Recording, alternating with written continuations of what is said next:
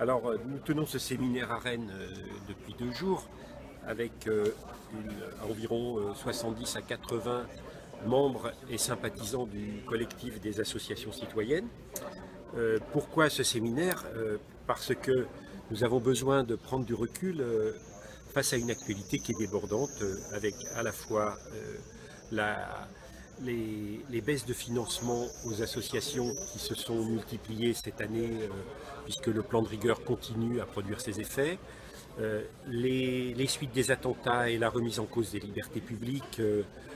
qui impactent les associations, la remise en cause aussi de la réglementation. Tout cela nous a beaucoup pris pendant l'année et nous avions besoin de trouver un temps pour réfléchir au fondement de notre action et au but qu'on poursuit à travers l'action associative et l'action associative citoyenne. En effet, le collectif des associations citoyennes rassemble des associations qui sont tournées vers le bien commun, désintéressées,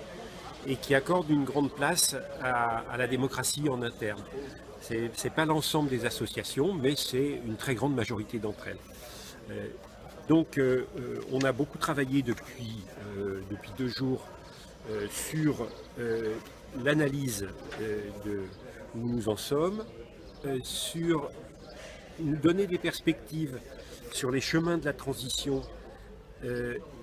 qui est à la fois écologique, sociale, culturelle et qui doit se nourrir de la multiplication des alternatives sur le terrain, d'un changement en profondeur total, je dirais, des règles du jeu institutionnelles et économiques, financières, etc. Et aussi d'une révolution des raisons d'agir et de vivre des citoyens, d'un retour à l'éthique et à, par exemple, rompre avec la généralisation de la corruption telle qu'elle se manifeste à travers la construction européenne où l'intérêt particulier domine par rapport à l'intérêt général de façon institutionnelle et rompre par rapport au mensonge que représente le primat de la communication sur la vérité. Donc nous avons fait ce travail de réflexion et nous avons ensuite fait un certain nombre d'ateliers. Il y a un certain nombre de réflexions qui concernent les relations associations-collectivités, comment nous allons travailler avec les collectivités dans une optique de droit, dans une optique de reconstruction de la concertation sur les territoires. Il y a un travail d'observation des pratiques citoyennes sur le terrain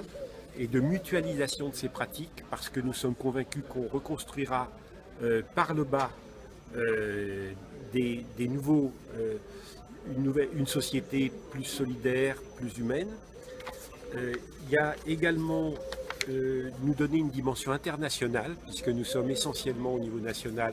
mais on voit bien qu'il se passe des choses dans d'autres pays, que ce soit en Espagne, en Islande, on a cité l'exemple islandais, et donc, ou en Amérique du Sud. Hein. Et puis, on a aussi travaillé, on va travailler aussi ce matin sur le numérique, parce que le numérique est une voie qui devient essentielle. Et comment est-ce qu'on peut